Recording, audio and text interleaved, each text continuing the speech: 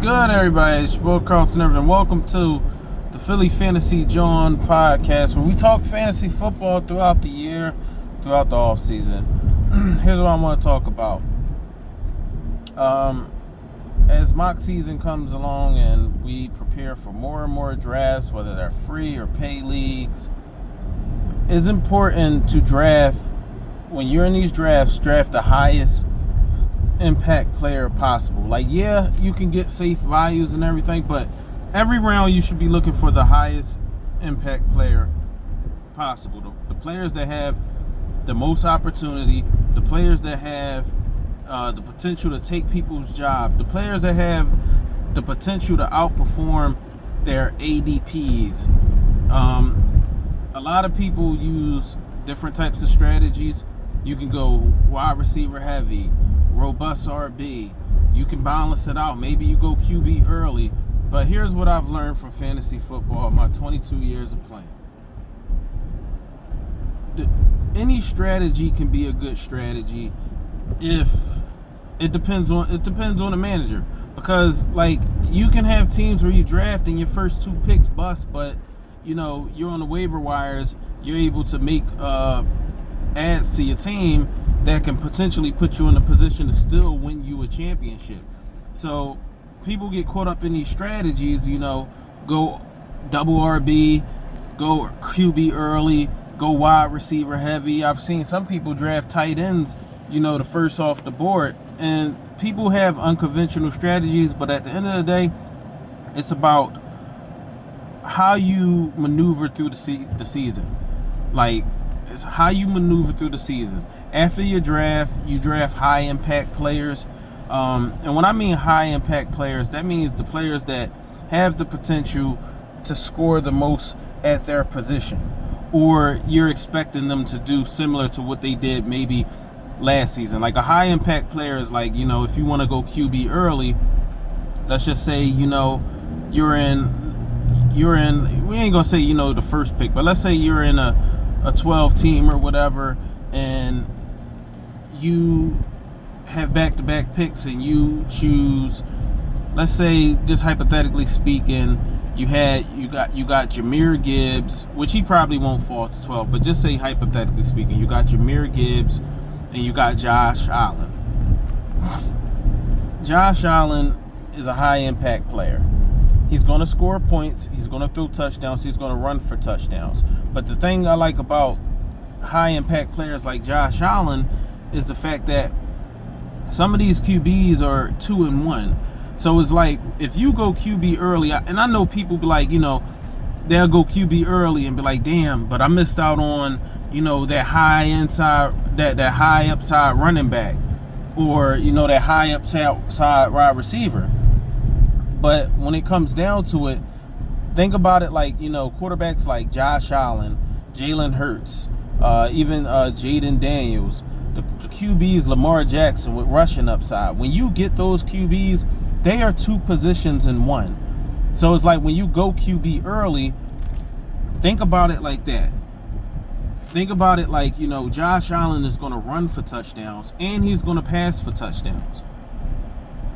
So it's like, on the top of his game, if he gives you a QB5 week, let's say a QB5, it's going to be a good chance that he provided the value of two positions in your league, the quarterback and the running back. Let's say he has a game, he throws let's say he goes 19 for 25 and he has 3 passing touchdowns, but he also has a rush touchdown, a running touchdown with 8 carries on, let's say 9 carries with 85 yards in the touchdown. He just provided you the upside of a high impact QB, and he gave you a solid flex numbers in the same game as a running back or something. So it's like, when we in these drafts and we get concerned about trying to fill for need. Like, yes, you do need to fill them positions, but it's no way you should not be drafting best player available each round.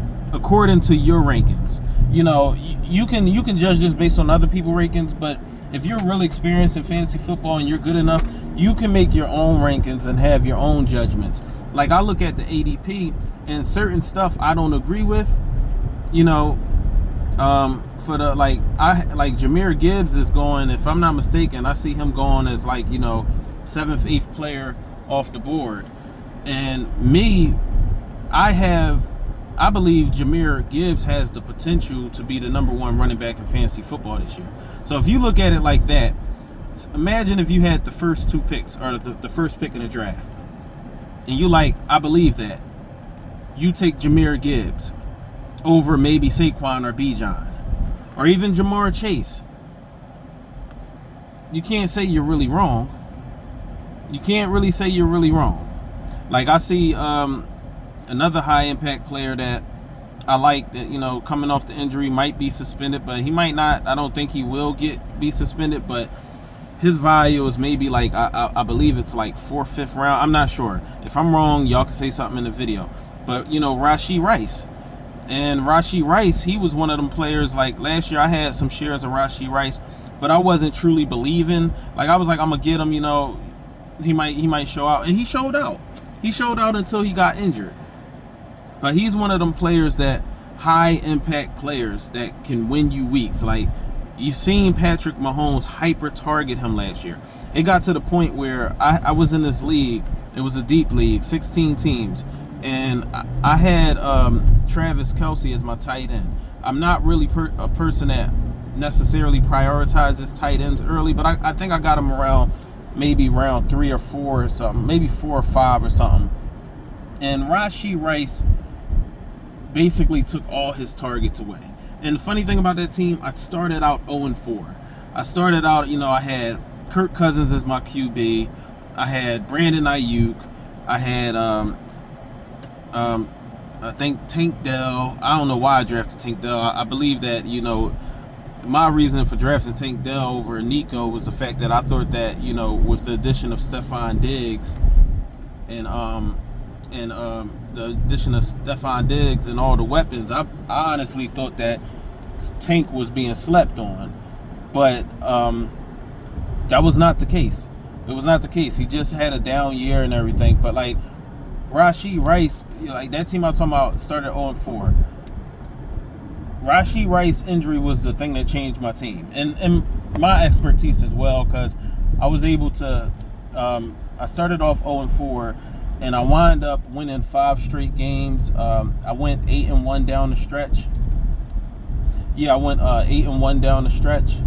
And I wound up basically making it to the playoffs. I didn't win the championship, but I made the playoffs after starting 0-4. But my thing is like, when you go into these drafts, draft the highest impact player each round. That's what you should be aiming at. Whether it's a running back or a wide receiver. If you're in the 3rd round and Lamar Jackson's still there, and you got maybe a combination of, let's just say you got maybe let's say you got Jamar and Derrick Henry. Why not pair him up with Lamar Jackson, a stack? So now you got Lamar Jackson, Derrick Henry, and Jamar Chase. You know Lamar is going to be top 5 QB. Unless crazy things happen, Lamar is going to be a top 5 QB regardless. So that's what I'm saying. I just wanted to rant a little bit, but with these videos, you know, with these mock drafts coming up, you should always go highest impact player. Always highest impact player. Don't worry about filling the needs. You know, you can get those in the later rounds, you know, but your first 4 to 5 picks should truly be highest impact player.